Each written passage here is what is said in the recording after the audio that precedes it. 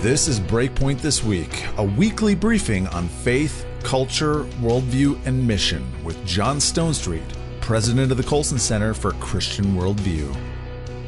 Welcome to Breakpoint This Week. John Stonestreet here along with Shane Morris. Man, there is a lot of stories that I'd love to get today, Shane. Let's lead off with the release of the annual, what's called the World Watch List. Christianity Today reported on this, as did many others. This is essentially a list, kind of the most vulnerable countries in the world in terms of Christian persecution. Let me quote from Christianity Today here. Every day, 8 Christians worldwide are killed because of their faith. Every week, 182 churches or Christian buildings are attacked. Every month, 309 Christians imprisoned unjustly. So reports the 2020 World Watch List, which is an annual accounting from Open Doors of the top 50 countries where Christians are most persecuted for their faith. Now, one of the countries that I want to talk about, actually it's a country that I'm deeply connected with, given my connection with the Convocation of Anglicans in North America, which is essentially an outreach of the Church of Nigeria, the Anglican Church of Nigeria, to plant Orthodox and evangelical Anglican churches here in the U.S. And it's almost like the headline here to reinforce, the World Watch List. Martyrdoms dropped in Nigeria, but soared in Burkina Faso, and yet at the same time, we're seeing Nigeria become a very, very dangerous place to be a Christian. 2 stories this week underscore that. Yeah, we've got 2 horrific accounts out of Nigeria: the martyrdom of a pastor and one of a Christian student, both by Islamic extremists who are affiliated with ISIS, usually identified as Boko Haram. Yet at the same time, Open Doors has downgraded Nigeria in terms of how common martyrdom and violence against Christians are there. So it seems to me there are really like 2 stories to tell here. There's a quantitative story, which Open Doors is telling, and then there's a qualitative story that we get from headlines like this. And the pastor in particular, it's just a heartbreaking story because this pastor was abducted a number of months back. He's seen in a video recently pleading for his life, and then for an unknown reason, Boko Haram decides to go ahead and kill him. And then the student is a real similar situation. And in both cases, I think the extremists are sort of alluding to imaginary violence or atrocities that have been committed against them by the Christians there. So there's a pretense or a pretext for all of this, but this is what's going on right now in Nigeria. Well, and these 2 stories kind of hitting the news at the same time when the World Watch List is released. I mean, look, the World Watch List is compiled over months and months and months. And last year, there was kind of a realm of quiet in Nigeria. But the thing about all these nations, in fact, one of the features of this year's list is that 5 more countries, 45 nations, soared high enough on their criteria to register at very high persecution levels. That's 5 more nations than 2019. And it's like we say it every year, the worst year on record from 2018, sorry. Right. It's like we say it every year. The worst year on record was 2018. The worst year before that was 2017. The worst year before that, 2016. In other words, this is the way this goes. So any of these nations on this list, by the way, here's the top 10: North Korea, Afghanistan, Somalia, Libya, Pakistan, Eritrea, Sudan, Yemen, Iran, and India. And India is such an interesting one, too, because, of that whole list, one of these, 2 of these are not like the other. Almost all of these we're talking about radical Islamist persecution of Christians. North Korea, obviously, we're talking about a cult of personality, radical secularism, and atheism. In India, we're talking oftentimes about militant Hindus, which, I think many Americans that kind of have this kind of pseudo-fascination with Eastern religions don't think there is such a thing as militant Hindus. But it does exist, certainly in India. But any of these nations, Shane, and this is, I think, the punchline of this week when we talk about Pastor Andimi, murdered by Boko Haram. What makes that story so front and center in our attention is that a video begging for his life, or so-called begging for his life, was released just a couple weeks ago. And it was a stunning video in which the pastor essentially turns his life over, to God's watch and says, if I'm going to be saved, I'm going to be saved. If not, I'm not. And then this is the guy who ends up being beheaded this past week. And then also this Christian student. But basically, any of these countries can erupt with significant violence against religious minorities, and especially Christians, at any time. Yeah, I guess the question that really gets to me, John, is what can we do about this. Persecution is as old as the New Testament, and the Gospels and the epistles are filled with these admonitions and instructions on enduring persecution. And then sections of Paul's letters are devoted to asking for help for the persecuted church in Jerusalem. And the obvious thing, is to pray. We believe that praying for the persecuted church isn't just God's will. It's part of what it means to be the body of Christ, to hang together. If one suffers, we all do together. But in more material terms, I'm sitting at home hearing this broadcast. What can I do to tangibly alleviate the suffering in some way of Christians in these 45 countries worldwide?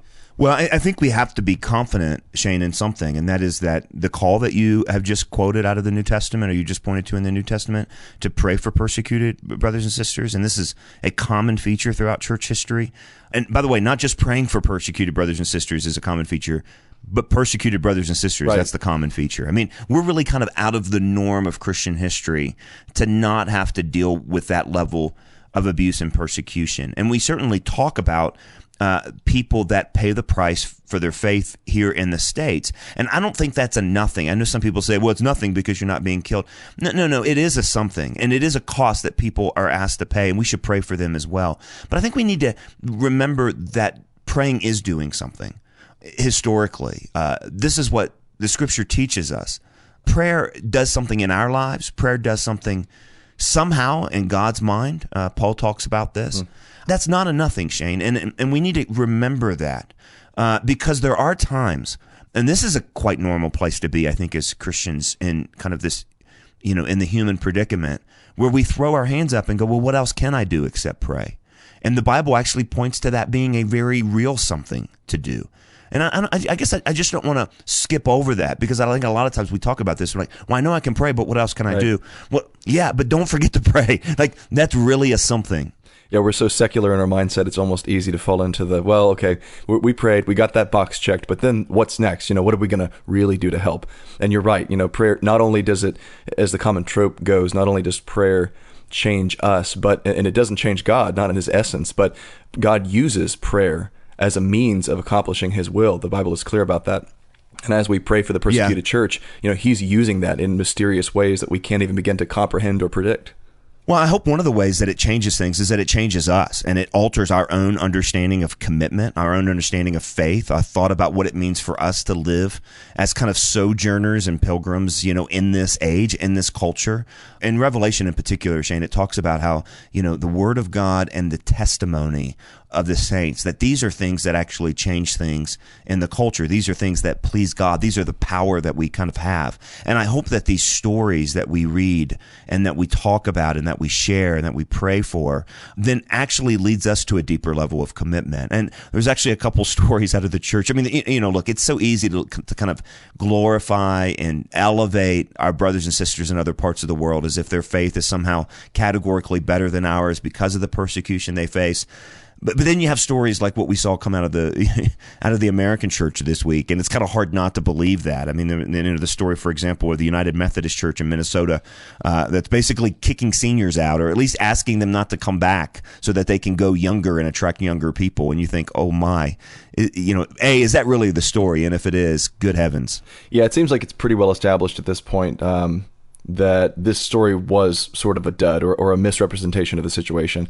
Rod Dreher had a piece on it where he was sort of reacting in that same immediate way, and then he came back and posted responses from Sarah, is it Pulliam or Pullum Bailey in the Washington Post, and then another reader response where they said, okay, this is probably not what's going on. The story seems to be that the pastor is trying to do a sort of revamp of the church, and certain members are upset about the fact that it's closing for a couple of years and saying they're being kicked out.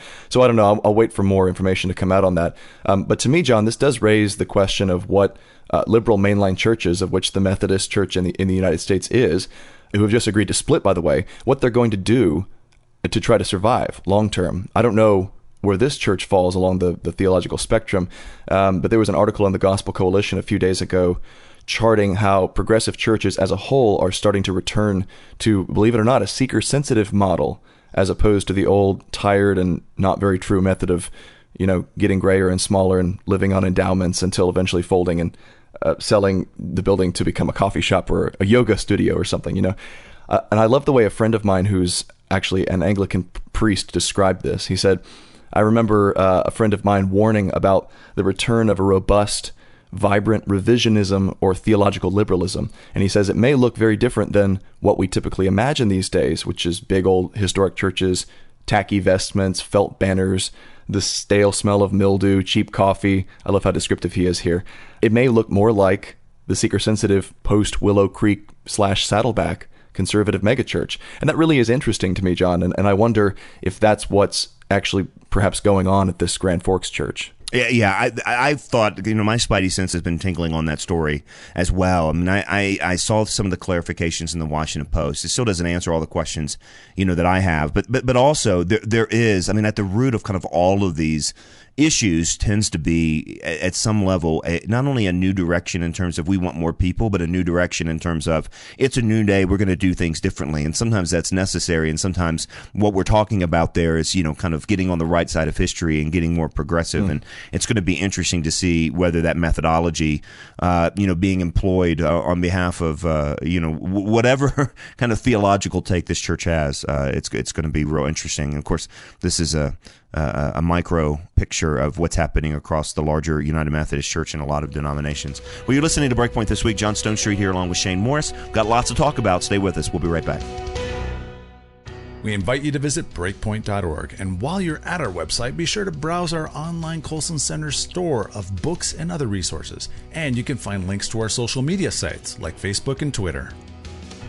Back on Breakpoint this week, John Stonestreet here along with Shane Morris. And Shane, obviously what's happening in D.C. and in many cities, although not necessarily this weekend, but in many cities this weekend or next weekend, you have the annual March for Life. It's a remarkable thing that this has been going on for 40 some odd years. One of the things that was noted about last weekend's Women's March.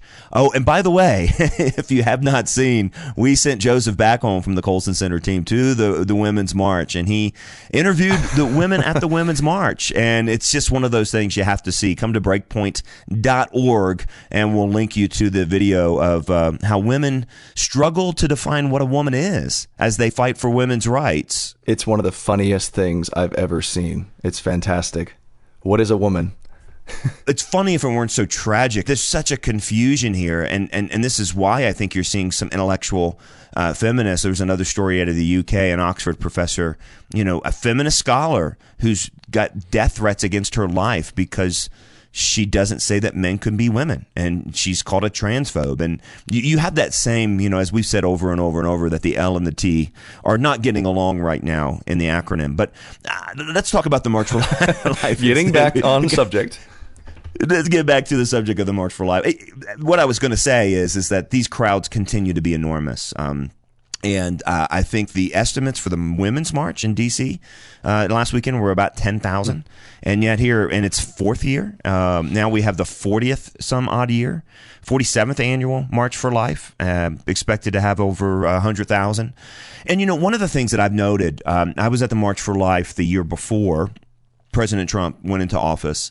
So we're talking about the last year of President Obama. There was, I think, a palpable sense that likely Hillary Clinton was going to be the next president. She had been one of the ones that had kind of long abandoned any sort of Democratic platform of safe, legal, and rare to the more, let's celebrate abortion from the stage of the Democratic National Convention. Let's get in bed with Planned Parenthood at a whole new level. All of these things were happening. Not to mention, I think there was 3 feet of snow or 2 feet of snow that hit Washington, D.C. Like during the march. I barely escaped there. So there was a lot of things, but there was a resilient but a particularly, I don't want to say depressed attitude, but it was a beleaguered attitude. Let's just put it that way. There was a spirit of, man, we're in this for a long time. No one was going anywhere, but it was hard. The very next year, there's a video of President Trump at the March for Life showing his support. The very next year, Vice President Mike Pence shows up to speak in person. And now President Trump is actually showing up, the first U.S. president in history to personally speak at the March for Life. I even saw several never-Trumpers, skeptical about President Trump. And look, is he deeply convinced about pro-life, in his soul? Is he against abortion? Is he suddenly a paragon of sexual morality? None of us are ready to go that far. But this is not a small thing. And that was what was interesting to see some of these never-Trumpers even admit, like this is a big deal. And for the people at the March for Life, it's going to be a big deal. And it actually is to have a sitting president kind of lend that level of support. Yeah, I think, John, there are two reactions to this we sort of have to balance out. The first is to see the president's words in the proclamation, which we didn't even mention yet, and they were fantastic, by the way, as an actual, accomplishment. I don't think we should see those as an actual accomplishment, as if by merely saying something or being somewhere at a rally, he's moved the ball forward or saved unborn lives. Attending a rally or making a proclamation, these are all great things. I support them.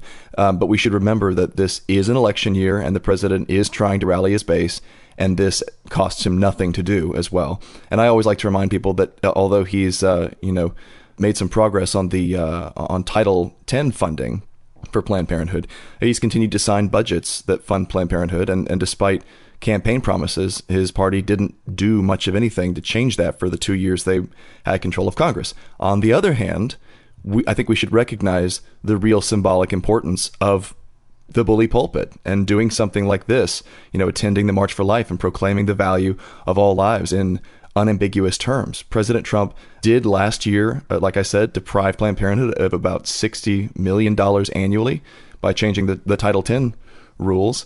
And he's put some great judges on the bench, including 2 Supreme Court justices. And that's not to mention the whole line of pro-life justices, or judges rather, that have been appointed to the federal bench. So on this issue, I think Trump has proven himself to be a man not just of words, but of action. He's undeniably moved the ball forward here in tangible ways. And that's the balance I think we should have. I don't think we should go too gaga over words, but at the same time, President Trump has made good on many of his promises. And as someone who was very skeptical of President Trump during the election, or prior to his becoming President Trump, I can recognize that. I think we all should. Yeah, I think that's fair. And I think it's important to realize that one of the sources of excitement for pro-lifers is that we've had 47 years in this movement. And for 47 years, we had conservative politicians, and we were aligned with conservatives on this issue only because they gave us lip service and almost nothing else. There were real beliefs, I think, with President Reagan and others, that Roe v. Wade was going to be over, and it wasn't. And we didn't even get judges that were willing to bring it over. So at some level, when you see that level of political movement, and we can look at all the things that the president has, and I still, with many others, go, look, why are we still funding Planned Parenthood? That's the more a congressional issue of the budget that they present. And at the same time, he could choose not to sign it until there was absolutely no funding whatsoever. But at the same time, this is more than any other president has done. And people keep saying that because it actually is true. And, so there's going to be a palpable level of excitement when the president shows up. And I think there needs to be at least some level of an understanding of that. Also, I think it's interesting, January 22nd, you mentioned the proclamation. We'll see what he actually says at the March for Life on Friday. But on January 22nd, he proclaimed that the anniversary of Roe v. Wade was the National Sanctity of Life Day. And that's something that really went without almost any headlines. That's an interesting proclamation as well. Here it says, it asserts America's commitment to protect life at every stage from conception to natural death. I mean, that's language right there. That comes straight from Professor Robbie George, right? That's his famous line, from conception to natural death. So clearly some individuals in the administration are pushing some things through and giving the president some language that is pretty powerful language. Well, that's not just from Professor Robert George. It's right out of the Catholic Catechism, which I think is no accident. Every life from conception to natural death, the poor, the downcast, disabled, infirmed, elderly. President Trump went after the exportation of abortion, which was one of the things I particularly liked about the proclamation. He's condemning this effort to pressure developing nations to declare abortion, treat it as a fundamental human right. I mean, that's fantastic. He's attacking the pro-choice imperialism that we've attacked over and over again here. He's using the language. I think he stopped short of using the Imago Dei, but he might as well have for the content of that proclamation. It was about as explicit as you or I could possibly have written ourselves. It was, it's just words, but it's marvelous words. It's true. And like I said a minute ago, we've agreed on, President Trump has made good on a lot of those words. There's at the same time, we did a couple things that I want to point folks to this week on the abortion issue. On Friday, our Breakpoint commentary had to do with kind of the way the abortion battle continues to evolve. And one of the, I think, most stunning developments, and the pro-life movement needs to do everything it can to catch up with this. And there's a lot of interesting innovations being done kind of behind the scenes and on the side right now to try to catch up with this. But in 2017, the Guttmacher Institute reports that over a third of abortions were performed using medication instead of surgical procedures. Now, the challenge with this is that when you move to a medication, it's just easier to hide. That means the abortion numbers that we have, and of course, much has been said about that fewer abortions are happening in America. 2017, which is the last year we have records for, is the lowest year on record since the legalization of abortion and Roe v. Wade. And yet at the same time, Shane, we're still talking about over 800,000 abortions. I mean, we just need to put that in perspective. So as we're celebrating that abortions are in decline, there's still 800,000 babies that were killed in the lowest year on record. So let's just put that kind of in our minds. That's crazy. There's no other devastation like that would be called anything less than a Holocaust, a pandemic, anything like that. But the more and more that abortion becomes medical as opposed to, and through medication as opposed to through surgical, the more and more it becomes privatized. And we talked about this before, that one of the pushes of the sexual revolution is to take sexual morality and privatize it. Now, what that means is it's nobody else's business. Nobody else needs to know. And that's a devastating reality for women when medical abortions can happen without medical supervision. Pills are administered, they go home, they're forced to deal with the quote unquote aftermath of a forced miscarriage. This kind of goes to kind of this lie that it's nobody else's business, it's a woman's right and nobody else. And remember, the line is also what should be between a woman and her doctor and no politician. We're increasingly there's not even a doctor involved in this. Yeah, it's going to be between a woman and her mailbox. I spoke with Clark Forsyth yesterday for the Breakpoint podcast. He serves as senior counsel for Americans United for Life, and he called it abortion by mail, and he described how this sort of do-it-yourself abortion method is going to change the issue radically, especially if Roe versus Wade is overturned and the pro-choice movement enlist prosecutors and mayors who decide to set up abortion sanctuary cities. That's what they're actually being called, modeled after the immigration debate, where federal and state laws just don't apply, and you can go and get a chemical or potentially a surgical abortion without any repercussions. So, yeah, that's going to change the face of the whole debate, John. Not to mention the lives of all those who are participating in this, and it's being portrayed as this safe, easy thing. And I think there's been pushback in even the pro-choice movement for a long time, obviously to some extent out of self-interest. Cecile Richards, former Planned Parenthood president, is not going to say, just get your abortion pills by mail and then put herself out of business. So she was campaigning for a long time against this, saying that it's dangerous. But in the process, she actually said a lot of true things, that this is the aftermath of this can be horrific and to some extent more traumatizing than a surgical abortion. And obviously there's the death of the child. But even for those who don't believe this is a child, women are facing the aftermath of a chemical abortion on their own. They're potentially giving birth to a baby that has just been killed by this medication. So Maria Baer wrote about this at Christianity Today, and she described in pretty stark terms what this sort of thing looks like and why abortion by mail is just, despite all those activists who are pushing it, just a horrific and traumatizing idea.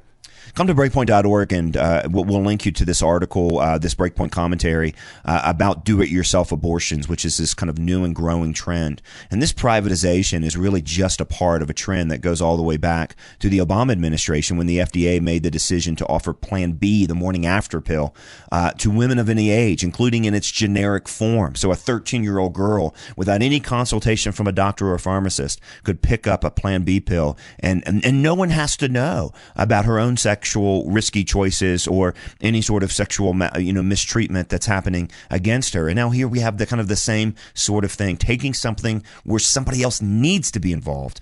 Obviously, abortion is horrific at any level, but the idea that something of this gravity when it comes to quote unquote a medical procedure. This is just where it's going more and more and more. As we said, long gone are the days of safe, legal, and rare. And of course, it just means more children are going to die. You can listen to that not only by coming to our website, breakpoint.org, but also by subscribing to the Breakpoint podcast. Not only will you be able to listen to each and every episode of Breakpoint this week when Shane and I talk about the stories of the culture from a Christian worldview, but you can also catch every one of our Breakpoint commentaries. It's interesting, too, that as we close out our program here, that on Friday, this weekend here, hundreds of thousands will gather in Washington, D.C. and cities around the country to march against the evil of abortion and for the dignity of unborn human life. Also this week was some major remembrances of the Holocaust that took place in Israel under the purview of the UN. Monday is a Holocaust Remembrance Day,